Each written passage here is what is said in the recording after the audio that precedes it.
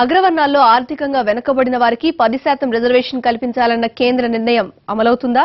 లోక్సభ సమావేశాల చివరి రోజున తీసుకున్న రాజ్యాంగ సవరణ బిల్లు పాస్ అవుతుందా? పార్లమెంట్ గడప దాటినా న్యాయపరంగా చిక్కులు వచ్చే అవకాశాలు లేవా? సార్వత్రిక ఎన్నికల ముందు మోదీ సర్కార్ హడావుడిగా తీసుకున్న కోటా బిల్లు గట్టెక్కడం అంత ఈజీ వ్యవహారం కాదంటున్నారు న్యాయ నిపుణులు. 2019 లోక్సభ ఎన్నికలకు కౌంట్ డౌన్ మొదలవగానే ఎన్డీఏ ప్రభుత్వం ఊహించని నిర్ణయాన్ని తీసుకుంది. అగ్రవర్ణాల్లో ఆర్థికంగా వెనుకబడిన వారికి విద్య, ఉద్యోగాలలో 10% రిజర్వేషన్ కల్పించే అంశానికి కేంద్ర కేబినెట్ ఆమోద ముద్ర వేసింది. కులంతో సంబంధం లేకుండా వార్షిక ఆదాయం 8 లక్షల లోపు ఉన్న అగ్రవర్ణాలకు చెందిన వారంతా ఈ కోటా పరిధిలోకి వస్తారు. అయితే కేంద్ర మంత్రివర్గం తీర్మానం చేసినంత మాత్రం ఈబీసీ కోటా అమల్లోకి రాదు. దీని వెనుక ఎన్నో చిక్కుముడులు ఉన్నాయి.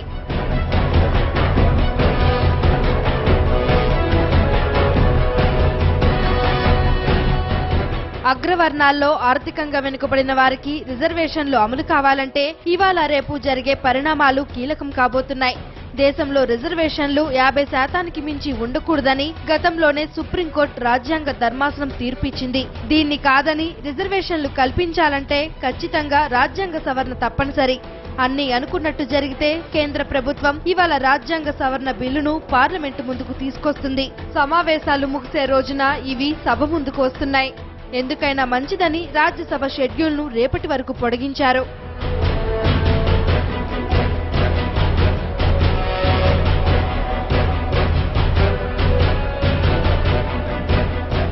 ఆర్టికల్ 15, ఆర్టికల్ 16ను సవరించేందుకు కాన్స్టిట్యూషనల్ అమెండ్మెంట్ బిల్లును లోక్సభ, రాజ్యసభలో ప్రవేశపెడతారు. 3/2 మెజారిటీతో ఉభయ సభలు రాజ్యాంగ సవరణ బిల్లును ఆమోదించాల్సి ఉంటుంది. లోక్సభ, రాజ్యసభల్లో దీనిపై ఓటింగ్ కూడా జరుగుతుంది. కావాల్సిన మెజారిటీతో ఉభయ సభలు రాజ్యాంగ సవరణ బిల్లును ఆమోదించిన తర్వాత వీటిని అన్ని రాష్ట్రాల శాసనసభలు ఆమోదించాలి. 29 రాష్ట్రాల్లో కనీసం సగం రాష్ట్రాలు 3/2 మెజారిటీతో ఈ బిల్లును ఆమోదించాలి. అయితే రాజ్యాంగ సవరణ బిల్లులు పార్లమెంటు ముందుకు వచ్చినప్పటి నుండే న్యాయపరమైన చిక్కులు మొదలవుతాయి. అగ్రవర్ణాలలో వెనుకబడిన వారికి ఇచ్చే రిజర్వేషన్లను ఎవరైనా న్యాయస్థానాలలో సవాలు చేసే అవకాశం ఉంది. సుప్రీంకోర్టు లేదా ఆయా రాష్ట్రాల హైకోర్టుల్లో సవాలు చేయొచ్చు. రాజ్యాంగ సవరణ జరిగి రాష్ట్రపతి ఆమోదం పొందిన తర్వాత కూడా న్యాయ సమీక్షకు అవకాశం లేకపోలేదు. రిజర్వేషన్లను 50% నుండి 60%కి పెంచడానికి వీలుగా రాజ్యాంగ సవరణ బిల్లులో ప్రత్యేక క్లాజ్ను పొందుపరుస్తున్నారు.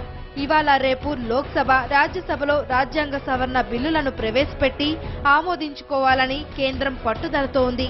అయితే 3/2 మెజారిటీ సాధించాలంటే విపక్షాల మద్దతు చాలా కీలకం. ఎన్నికల సమయంలో తీసుకొస్తున్న ఈ సవరణలకు విపక్షం నుండి ఎలాంటి మద్దతు వస్తుందన్న దానిపై రిజర్వేషన్ల భవిష్యత్తు ఆధారపడి ఉంటుంది.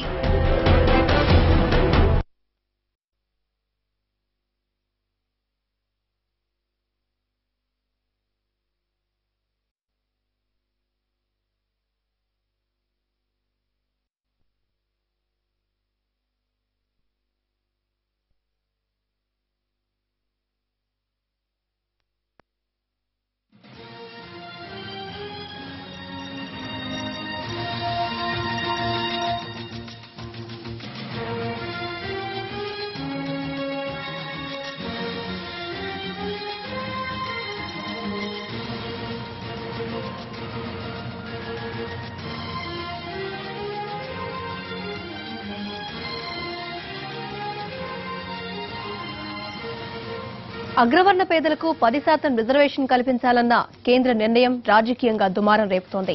పార్లమెంట్ ఎన్నికల ముందు మోదీ ఓటు బ్యాంక్ పాలిటిక్స్ మొదలుపెట్టారని విపక్షాలు భగ్గుమంటున్నాయి. రిజర్వేషన్లు కల్పించడం మంచిదే అని చెబుతూనే బీజేపీ ఎన్నికల రాజకీయాన్ని విమర్శిస్తున్నాయి.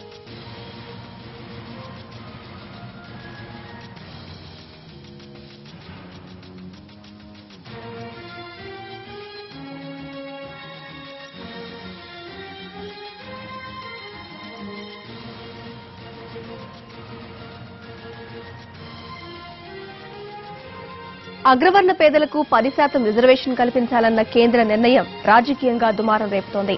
పార్లమెంట్ ఎన్నికల ముందు మోదీ ఓటు బ్యాంక్ పాలిటిక్స్ మొదలుపెట్టారని విపక్షాలు భగ్గుమంటున్నాయి. రిజర్వేషన్లు కల్పించడం మంచిదే అని చెబుతూనే బీజేపీ ఎన్నికల రాజకీయాన్ని విమర్శిస్తున్నాయి. రిజర్వేషన్ల మూల సిద్ధాంతాన్ని విస్మరించారంటూ బీసీ సంఘాలు ఆగ్రహం వ్యక్తం చేస్తున్నాయి. కులాలతో సంబంధం లేకుండా అగ్రవర్ణాల్లో ఉన్న పేదలకు 10% రిజర్వేషన్లు కల్పించే అంశం దేశవ్యాప్తంగా చర్చనీయాంశంగా మారింది. ఎన్నికల్లో ఓట్లు దండుకునేందుకు మోదీ ప్రభుత్వం అకస్మాత్తుగా ఈ నిర్ణయాన్ని తీసుకుందని వివిధ పార్టీలు విమర్శిస్తున్నాయి. 4.5 ఒక్కసారి కూడా ఆ దిశగా ఆలోచించని బీజేపీ ప్రభుత్వం పార్లమెంట్ ఎన్నికలకు 2 నెలల ముందు రిజర్వేషన్ల పాట పాడడం వెనుక ఓటు బ్యాంక్ రాజకీయాలు ఉన్నాయని విమర్శిస్తోంది. అగ్రవర్ణ పేదలకు రిజర్వేషన్లు అవసరమని చెప్తూనే బీజేపీ విధానాన్ని తప్పుపడుతుంది కాంగ్రెస్. आर्थिक तौर से गरीबों के आरक्षण व उत्थान की समर्थक व पक्षधर रही है. दलितों, आदिवासियों व पिछड़ों के संवैधानिक आरक्षण से कोई छेड़छाड़ ना हो तथा समाज के सभी गरीब लोग, वो चाहे किसी भी जाति या समुदाय से हों, उन्हें भी शिक्षा तथा रोजगार का मौका मिले, यह कांग्रेस पार्टी व कांग्रेस अध्यक्ष श्री राहुल गांधी जी का मानना है और हम इस दिशा में उठाए जाने वाले हर कदम का समर्थन भी करेंगे, उसके पक्षधर भी रहेंगे. साथियों, पर वास्तविकता ये भी है कि 4 साल 8 महीने बीत जाने के बाद वे संसद के सत्र के आखिरी दिन, जब 2019 के चुनाव में 100 दिन से कम बचे हैं, तभी मोदी सरकार को आर्थिक तौर पर देश के गरीबों की याद आई. ऐसा क्यों? 4.5 బీజేపీ ప్రభుత్వం అనుసరిస్తున్న విధానాల వల్ల అగ్రవర్ణాలు ఆ పార్టీకి దూరమయ్యాయని, నష్ట నివారణ చర్యల్లో భాగంగానే ఇప్పుడు రిజర్వేషన్లను తెరపైకి తెస్తున్నారనే విమర్శలు కూడా ఉన్నాయి. అసలు ఉద్యోగాలే లేని పరిస్థితుల్లో రిజర్వేషన్లు ఏం చేసుకోవాలనే ప్రశ్న కూడా కొందరు వేస్తున్నారు. కేంద్ర నిర్ణయం మంచిదే అయినా దాని అమలుపైన ఎన్నో అనుమానాలు వ్యక్తం చేస్తున్నారు. వీళ్ళు వెళ్లిన పాఠశాల, ఈ రెంటిని బట్టి మన బెదరికాన్ని గుర్తించవచ్చు, అవకాశాలు లేమని గుర్తించవచ్చు. వాళ్ళకి మార్కుల్లో కొంత వెయిటేజ్ ఇవ్వండి. ఇంకా రిజర్వేషన్ కోటాలు ఇవ్వలేం కాబట్టి వాళ్ళు 80 వస్తే 85 కిందో 83 కిందో నిపుణులతో కూర్చుని సంవత్సరం మనం నిర్ణయం చేసుకోవచ్చు. అప్పుడేమవుతుందంటే ఓ కలెక్టర్ కొడుకుతో ఒక సామాన్యుడు కూతురు పోటీ పడుతున్నప్పుడు ఆ సామాన్యుడు కూతురికి నిజంగా ప్రతిభ ఉన్నా కూడా ఈవేళ మార్కుల్లో కొంచెం వెలితి కనిపించవచ్చు. ఎందుకంటే ఒక పల్లెటూరులో మామూలు స్కూల్లో చదువుకున్నటువంటి పిల్లను మరి పట్టణంలో తల్లిదండ్రులు బాగా చదువుకుని ఖరీదైన స్కూల్కి వెళ్లేటువంటి పిల్లాడికి మధ్య వ్యత్యాసం ఉంటుంది. అది ప్రతిభ వల్ల వచ్చిన వ్యత్యాసం కాదు, అవకాశాల వల్ల వచ్చిన వ్యత్యాసం. కాబట్టి కొంతమేరకు దాన్ని సవరించడం కోసం మీరు ఏర్పాట్లు చేయండి. కేంద్రం తీసుకున్న నిర్ణయాన్ని బీసీ సంఘాలు వ్యతిరేకిస్తుంటే ఓసీ సంఘాలు స్వాగతిస్తున్నాయి. ఒకటి, కుల వివక్ష, సామాజిక వివక్షత గురవుతున్నటువంటి కులాలకు రిజర్వేషన్లు పెట్టాలి. రెండవది, ఇంతవరకు విద్యారంగం లోపల ఉద్యోగ రంగం, మెడికల్ కాలేజీలో సీట్లు లేదు, ఇంజనీరింగ్ కాలేజీలో సీట్లు రాకుండా, అదేవిధంగా ఉద్యోగాలలో ఉద్యోగ అవకాశాలు రాకుంటున్నటువంటి కులాలను గుర్తించి వాళ్లకు ప్రాతినిధ్యం కల్పించడానికి రిజర్వేషన్లు పెట్టాలి. ఈ 2 బేసిక్ ప్రిన్సిపల్స్ ప్రకారము రిజర్వేషన్లకు మూల సిద్ధాంతం తప్ప పేదరికం కోసం పెట్టలే. పేదరికం కోసం ఎక్కడ అన్ని కులాల్లో పేదవాళ్ళు ఉన్నారు. ఆ కులాల పేదవాడిని డెవలప్ చేయడానికి ఎకనామిక్ ప్యాకేజ్ స్కీములు పెట్టాలి. అంతేగాని సామాజికంగా ఉన్నత స్థాయిలో ఉన్నటువంటి అగ్ర కులాలకు రిజర్వేషన్లు పెట్టడాన్ని మేము తీవ్రంగా వ్యతిరేకిస్తున్నాం. అయితే ఇలా రిజర్వేషన్లను పెంచుకుంటూ పోవడం రాజ్యాంగ స్ఫూర్తికి విరుద్ధమంటున్నారు న్యాయ నిపుణులు. ఈ రిజర్వేషన్ అనేది ఆఖరికి ఎంతవరకు వచ్చిందంటే రాజ్యాంగంలో బేసిక్ స్ట్రక్చర్ లో ఒక భాగమైన equal opportunity in public employment, education అనేది తగ్గిపోయి మొదట ఉండే కొంతమంది కాన్స్టిట్యూషనలిస్ట్ తమాషా అంటారు, న్యూ బ్రాహ్మిన్స్ వస్తున్నారు. అంటే పాత వాళ్లకు అడ్వాన్స్గా ఉన్నారని చెప్పి వాళ్ళకి కాకుండా వెనకబడ్డ వాళ్ళకి రిజర్వేషన్ చేద్దామని అభ్యర్థితో మొదలుపెట్టి ఈ రిజర్వేషన్ ఎంతవరకు పోయిందంటే రిజర్వ్ కాకుండా ఓపెన్ ఆపర్చునిటీలో ఈక్వాలిటీగా ఉన్నవి చాలా తగ్గిపోయినాయి అనమాట. దీనివల్ల ఇది ఇన్వర్టెడ్ పిరమిడ్ అయిపోయింది, అంటే తిరగేసిన చొక్కా మాదిరి అయింది. అగ్రవర్ణాల పేదలకు రిజర్వేషన్లు కల్పించడంపై సమాజంలోని వివిధ వర్గాలు భిన్నంగా స్పందిస్తున్నాయి. ఇది అమల్లోకి వచ్చే వరకు రాజకీయంగా కూడా ప్రకంపనలు సృష్టించే అవకాశాలు కనిపిస్తున్నాయి. అగ్రవర్ణాల్లో ఆర్థికంగా వెనుకబడిన వారికి విద్యా ఉద్యోగాల్లో 10% రిజర్వేషన్ కల్పించే అంశానికి కేంద్ర కేబినెట్ ఆమోదముద్ర వేసింది. కులాలతో సంబంధం లేకుండా వార్షిక ఆదాయం 8 లక్షల లోపు ఉన్న అగ్రవర్ణాలకు చెందిన వారంతా ఈ కోటా పరిధిలోకి వస్తారు. దేశంలో రిజర్వేషన్లు 50% మించకూడదని గతంలోనే సుప్రీంకోర్టు రాజ్యాంగ ధర్మాసనం తీర్పిచ్చింది.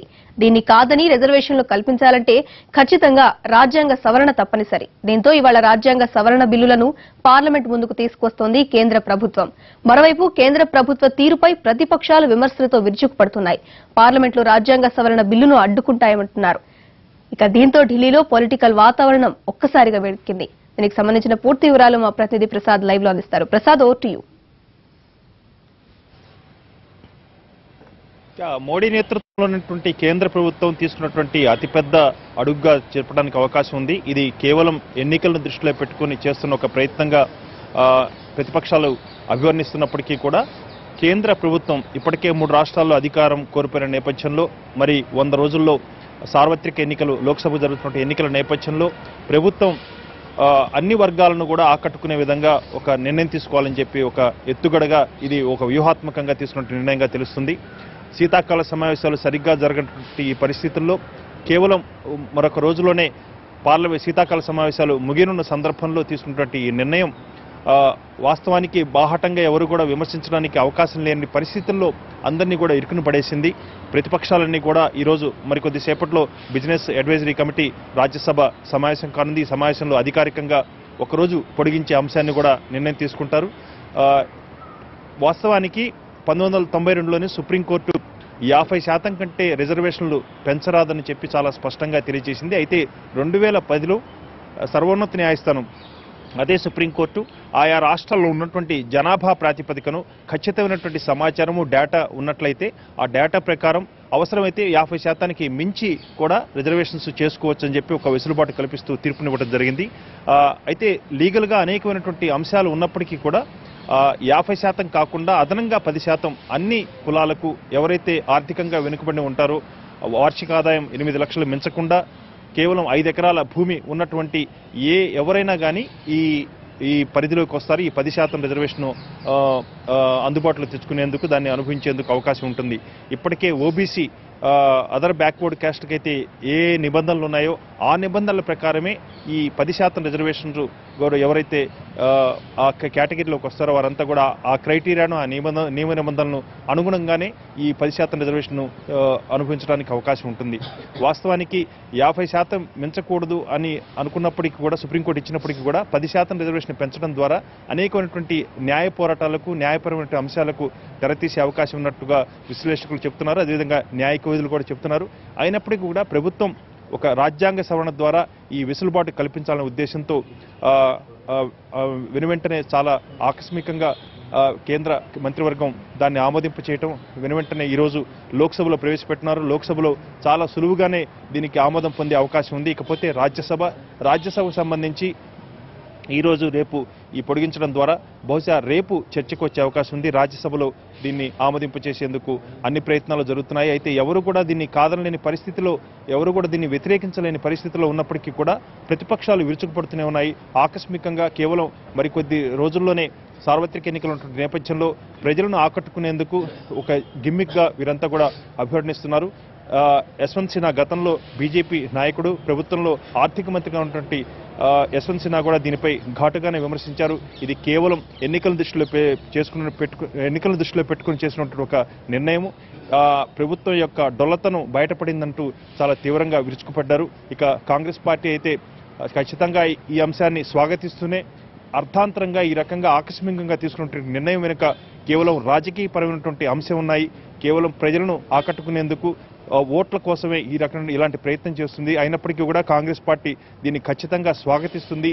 ఇలాంటి ఎవరికైనా కానీ పేద ప్రజలకు చేసే ఏ అంశం పట్ల కూడా ఖచ్చితంగా కాంగ్రెస్ పార్టీ స్వాగతిస్తూనే అసలు ఉద్యోగ నియామకాల రిజర్వేషన్ సంబంధించి నిర్ణయం తీసుకున్నప్పుడు కూడా ఉద్యోగాలను క్రియేట్ చేయడంలో ప్రభుత్వం తీసుకున్న నిర్ణయాలంటూ చెప్పాలంటూ కూడా నిలదీసింది. ఇలాంటి ఈ పరిస్థితుల్లో ఈరోజు లోక్సభలో ఈ బిల్లును ప్రవేశపెట్టడం జరుగుతుంది.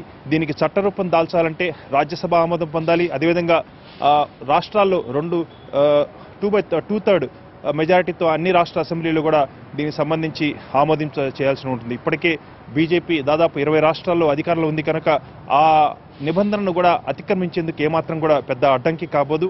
ఇక రాష్ట్రాలు కూడా దీన్ని కనుక ఆమోదించినట్లయితే 60% రిజర్వేషన్తో తిరిగి ఈ విద్యా అవకాశాల్లో ఈ 10% రిజర్వేషన్తో అదనంగా మొత్తం 60% రిజర్వేషన్స్ కల్పించే విధంగా ఒక చట్టం రానుంది. ఏదైనప్పటికీ కూడా అగ్రవర్ణాల్లో ఆర్థికంగా వెనుకబడినటువంటి అనేక మంది ఈ అంశం పట్ల స్వాగతిస్తున్నారు, ఉత్సాహం చూపిస్తున్నారు. అదేవిధంగా ప్రభుత్వం తీసుకున్న నిర్ణయం తమ ఆర్థికాభివృద్ధికి తోడ్పడుతుందని ఒక ఆశాభావంతో ఉన్నారు. ఇది చాలా కాలంగా దాదాపు దశాబ్దాలుగా ఉన్నటువంటి ఈ డిమాండ్ పట్ల ఎక్కడ కూడా ఏ ప్రభుత్వం కూడా ఇంత ధైర్యంగా నిర్ణయం తీసుకున్నప్పటికీ కూడా మోడీ ప్రభుత్వం ఈ నిర్ణయం తీసుకున్నప్పటికీ కూడా దీని వెనుక ఉన్నటువంటి రాజకీయపరమైనటువంటి అంశం, వ్యూహాత్మకంగా వేసినటువంటి ఎత్తుగడ, ఇవన్నీ కూడా ఈ ప్రతిపక్షాలు విమర్శించినప్పుడు కూడా ఇది కార్యరూపం దాల్చినప్పుడు మాత్రం ఖచ్చితంగా ఈ ప్రభుత్వానికి లాభదాయకం అవుతుంది, రాజకీయంగా ఇతోధికంగా ఉపయోగపడుతుందనే ఆశాభావం మాత్రం అందరిలో వ్యక్తం అవుతుంది. అయితే ప్రసాద్, మనం చూసుకున్నట్లయితే ఈ రిజర్వేషన్ అంశం అనేది కొంతమంది ఎక్కువ మంది యాక్సెప్ట్ చేస్తున్నారు, కొంతమంది వ్యతిరేకిస్తూ కూడా ఉన్నారు. ఈ వ్యతిరేకించే వాళ్ళు సాధ్యం కాదు అనేది వీరి ముఖ్య ఉద్దేశంగా మనం అనుకోవచ్చా, లేదా వేరే కారణాలు ఏదైనా ఉన్నాయంటారా?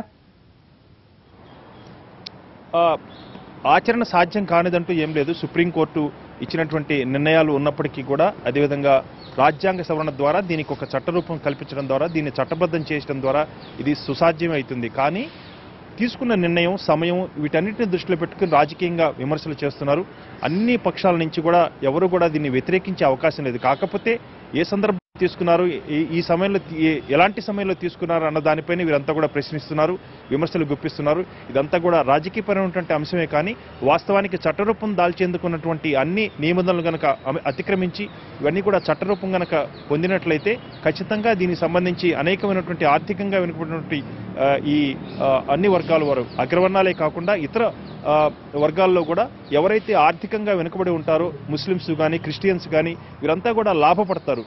అగ్రవర్ణాలు, అదేవిధంగా బ్రాహ్మణులు, వైశ్యులు, రాజులు, అదేవిధంగా ఠాగూర్సు, జాట్లు, వీళ్ళంతా కూడా చాలామంది కూడా ఇలాంటి ఆర్థికంగా వెనుకబడినటువంటి ఈ వర్గాలన్నీ కూడా ఖచ్చితంగా లాభపడతాయి. కాబట్టి ఈ అంశం రాజకీయపరమైనటువంటి ఎత్తుగడ అయినప్పటికీ కూడా చట్టరూపం దాల్చినట్లయితే వీరంతా కూడా లాభపడతారు. కాబట్టి వీరంతా కూడా స్వాగతిస్తున్నారు. ఇక రాజకీయపరమైనటువంటి విమర్శలు మాత్రం ఎప్పుడు కూడా ఉంటూనే ఉంటాయి. కాంగ్రెస్ పార్టీ ప్రధాన ప్రతిపక్షం స్వాగతిస్తుంది, అనేక పక్షాలు కూడా స్వాగతిస్తున్నారు. మరికొద్దిసేపట్లో రాజ్యసభ బిజినెస్ అడ్వైజరీ కమిటీ సమావేశం కానుంది. రేపు ఒక్కరోజు పొడిగించే అంశంపై అధికారికంగా ఈరోజు నిర్ణయం తీసుకోనున్నారు. కాబట్టి ఇటు లోక్సభలో ఈరోజు పాస్ అవుతుంది, రేపు రాజ్యసభ కూడా పాస్ అయ్యేందుకు అన్ని అవకాశాలు ఉన్నాయి. Thank you Prasad.